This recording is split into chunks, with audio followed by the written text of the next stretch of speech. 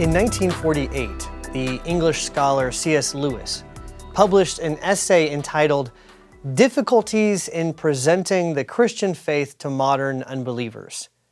It was later renamed God in the Dock, partly because the original title is just too long and cumbersome, but mostly because what most people remember of it comes from one specific passage. Now, to understand this passage, you have to know that the word dock in British English does not only refer to a structure to which you might tie up a boat. A dock is also the raised platform upon which a criminal defendant stands during a trial. So to say that someone is in the dock is a way to say that that's the person on trial. Well, with that in mind, here's part of that famous passage I referred to. The ancient man, Lewis says, approaches God as the accused person approaches his judge. For the modern man, the roles are reversed. He is the judge, God is in the dock. That's a very striking claim. And I think Lewis makes an interesting point, but, well, I'm not sure that he's correct in his description of ancient people. Yes, they did tend to have a more fearful attitude toward God, or the gods, however they understood that. But that doesn't mean that they always chose to take the position of the accused and treat God as their judge. Sometimes they too put God on trial, or at least they try to. It never really turns out that well when we attempt to put God on trial, does it? Just think about that ancient man, that man named Job in the Old Testament. He spent a majority of the book of Job demanding that God appear before him and give an account of himself. Job wanted to put God on trial. But when God does finally show up, it turns out that the roles are quite reversed. And Job finds himself in the dock. And it's not just Job. All throughout the Gospel of John, people have been trying to put Jesus in the dock, trying to put him on trial. In chapter 2, it was a group of Jews demanding that he give an account of himself after he talked about the temple being destroyed and rebuilt in 3 days. And then in chapter 4, it was a Samaritan woman asking him how he knew what he knew and whether he was the Messiah.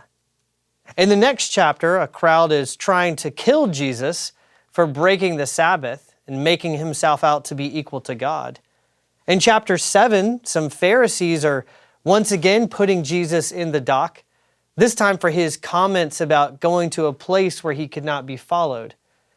And so on and so forth, all throughout the gospel.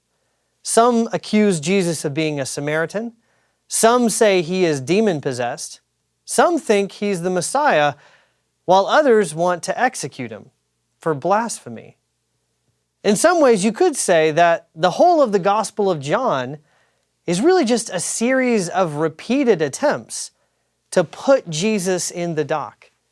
Repeated attempts to force him to give an account of himself. And in chapters 18 and 19, this long series of trials finally reaches something of a crescendo when Jesus is arrested and taken first before the high priest and then before Pilate to be put quite literally on trial. And yet, if you pay attention as you read these chapters, you'll notice that Jesus isn't the only one on trial here. All of the other characters that have a role in this chapter, they too are, in a sense, being put on trial. They too are being tested to see who and what they really are. For that's what a trial is, isn't it? As the former Archbishop of Canterbury, Rowan Williams, once said, a trial is just an attempt to find out the truth. When we test or try things, we're trying to find out what they're really made of. That's even true when we experience times of hardship and trial in our own lives. For, as the Archbishop put it, although we may talk about the trials of life in a way that suggests we are only thinking of irritating things we have to put up with, there remains an echo of the wider and more serious meaning of the word. If we do indeed have things we must put up with, this fact is bound up with the idea that our moral life is a process in which we shall find out truths about ourselves. And that's exactly what happens in John's account of the trial of Jesus. Through this process, as Jesus is tried, truths are uncovered about who he is. But Jesus is not the only one being tried. No, his trial is a time of testing for everyone. It's a moment when we discover fundamental truths, not just about Jesus, but about everyone involved. So what are these truths? What does this trial reveal about all of those who participate? Well, in answering that question, it seems only appropriate to begin with Jesus himself. John begins chapter 18 by telling us that after Jesus had concluded his teaching and the prayer that we talked about in the last session, that he took his disciples out to a garden. And it's there, in that garden, that the traitor Judas brings a band of soldiers to arrest him. Of course, if you've read Matthew, Mark, or Luke, then you'll already know all of this. But John adds something that none of the other Gospels mention. Right after he mentions that Jesus and the disciples enter this garden, John makes a brief comment that seems at first like just a rather trivial detail he's thrown in. Now Judas, he says, who betrayed him, also knew the place, for Jesus often met there with his disciples. Why does John mention this, that Judas also knew this garden and Jesus often took his disciples there? Well, it's because one thing that John wants to make crystal clear throughout his account of this trial is who is really proven to be in authority, who is really the one in charge. If Jesus had just taken his disciples to some random place, and then Judas managed to find them and hunt them down, well, then it would seem that Judas somehow got the drop on Jesus. But John makes it clear that that's not the case. Jesus knew Judas planned to betray him that night. In fact, he had told Judas at dinner earlier that evening to get on with what he was planning. And then Jesus took his disciples to a place that Judas knew well, just to make it clear that he wasn't trying to escape. Now, of course, you might think, well, that's a lot to read out of just one passing comment. And if it were that one stray comment, I might agree with you. But that little detail that John includes is just the beginning of a whole series of details that he'll include to show that what is being revealed about Jesus during this trial, this whole process, is who has the real authority, who is the real king. You could see it when the soldiers try to arrest Jesus, and when he reveals who he is with that important Old Testament phrase, "I am he." John says that the whole band of soldiers, they draw back and fall to the ground. And then when Jesus is taken before Annas, the father-in-law of Caiaphas, he refuses to be intimidated or show the deference that the soldiers think he ought to show to the high priest. And then in Jesus' multiple exchanges with Pilate, he makes it clear who's really in charge. He refuses to answer Pilate's question directly because he refuses to be confined to Pilate's idea of what it is to be a king. And then later, when Jesus does not answer Pilate's further questioning later on, and Pilate tries to threaten him by saying, "Do you not know that I have authority to release you and to crucify you?" How does Jesus respond? "You would have no authority over me at all," he says, "unless it had been given to you from above." The great irony of Jesus' trial is that despite the injustice and the scorn with which he is treated, even the one who puts him to death unwittingly ends up testifying the truth about him. Pilate is, of course, mocking Jesus when he tells the Jewish crowd, "Behold your king." And then again when he insists on putting that inscription above his head that says, "King of the Jews." In fact, this whole trial has really been nothing but a mockery. And yet, nevertheless, it reveals some fundamental truths about who Jesus is. But like I said, it's not just Jesus who's on trial here. Others are also being tested and tried. And the only difference is that whereas this trial shows that Jesus is exactly who he says he is, many others are shown to be exactly the opposite of what they claim. Take Jesus' Jewish opponents, for instance. Their primary accusation against Jesus is that he's guilty of blasphemy. When Pilate tells them that he finds no guilt in Jesus, they respond, "We have a law, and according to that law, he ought to die, because he has made himself the Son of God." This is basically equivalent to the charge that his opponents, these Jewish opponents, had leveled at him earlier in chapter 5. And then again in chapter 10 when they said, "It is not for a good work that we are going to stone you, but for blasphemy, because you, being a man, make yourself God." And of course, since Jesus is in fact equal to God, he can't really be charged with blasphemy.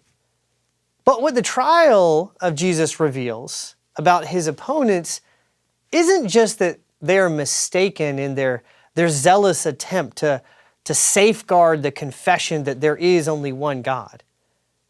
No, what becomes really apparent about them is just their outright, blatant hypocrisy. They don't really care about blasphemy at all. Because when Pilate tries to release Jesus and let him go, what do they say?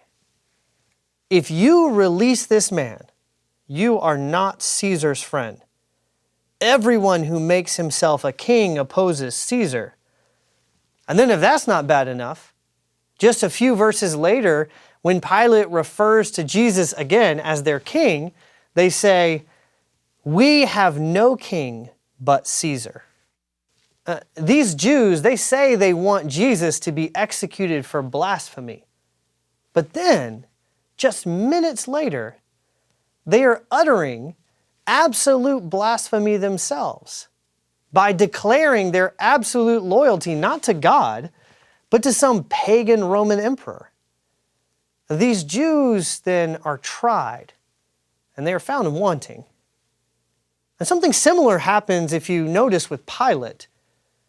John introduces Pilate in chapter 18. He introduces him to the scene by calling him a governor, a man of authority. And it's pretty clear from what Pilate does and says that power and authority, that's what's most important to him. And in all of his interactions, he tries to show that he is indeed a man of authority. He acts very dismissively at first toward the Jewish leaders. And then he tries to threaten Jesus by telling him he has the authority to crucify him or let him go. But it's not really true, is it? And not only does Jesus expose the falsehood of what Pilate is saying by telling him that his authority is given by God, the Jews themselves expose Pilate as someone who is really weak and subservient. Because when they start to talk about Caesar, it seems all of a sudden like all of Pilate's attempts to resist their demands, all of his authority just deflate on the spot. Because he's been exposed. He's not really the one in charge. He doesn't get to do what he thinks he should do. He ends up doing what he's told to do. But it's not just Pilate, and it's not just the Jewish crowd who are shown in the course of this trial to be something other than what they claim. If it were only them, then we as Christians might take some comfort in these chapters. Because then, then it's the bad guys who get what they deserve in the end, and the Christians come out on top. But that's not really true either. Now, Jesus himself is vindicated through this trial, but not so his followers. At least not the one that's mentioned by name, the one who seems to be treated as a representative of all the others, Simon Peter. Now, earlier in the evening, Peter had said to Jesus, "Lord, why can I not follow you now? I will lay down my life for you." And when Judas and the soldiers come and arrest Jesus, it almost seems at first like Peter may indeed be willing to follow Jesus until the bitter end, to give up his life. Among the disciples, Peter is the only one who tries to defend Jesus against his betrayer in the garden. And of course, it's a foolish attempt, and Jesus has to correct him, but you still, in the moment, you admire Peter's courage. And then again, when they take Jesus to the high priest, Peter is one of the only ones, in fact, he's the only one named who tries to accompany him to his trial. But then, Peter's courage, this courage that he has given voice to and said he will follow Jesus till the end, the courage that he seems to show, it all tragically falters. Now, Peter doesn't do what he said he would do. He doesn't lay down his life for Jesus.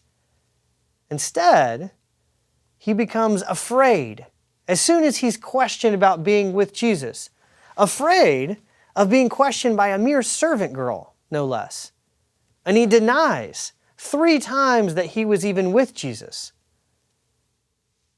So you see, in the end, Jesus' trial is also Peter's trial. And instead of coming out of it as courageous, Peter is exposed as a coward. And when you first read this part of the Gospel of John, you think that Jesus is the one in the dock. He's the one who's on trial. But as we've discovered throughout this whole study, Jesus is, as John said, the light who has come into the world. And when you try to put the light on trial, what ends up happening is that you find yourself in the dock, and you find your own darkness being exposed as the light shines on you.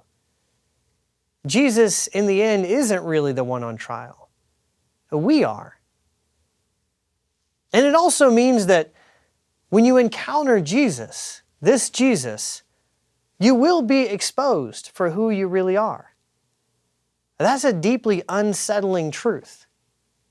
But thankfully, as we'll discuss more in our next session, thankfully that's not the final word of John's gospel. The Jesus that we meet through this gospel doesn't just expose our hypocrisy and then cast judgment on us. For remember, as we read back in chapter 3, God did not send his Son into the world to condemn the world, but in order that the world might be saved through him. Jesus does put us on trial, but he does so not in order to condemn us, but to save us. He does it so that we might be able in the long run to share in the love and the joy that he shares with the Father, what he prayed for in John 17. He does it because he wants to make us his friends.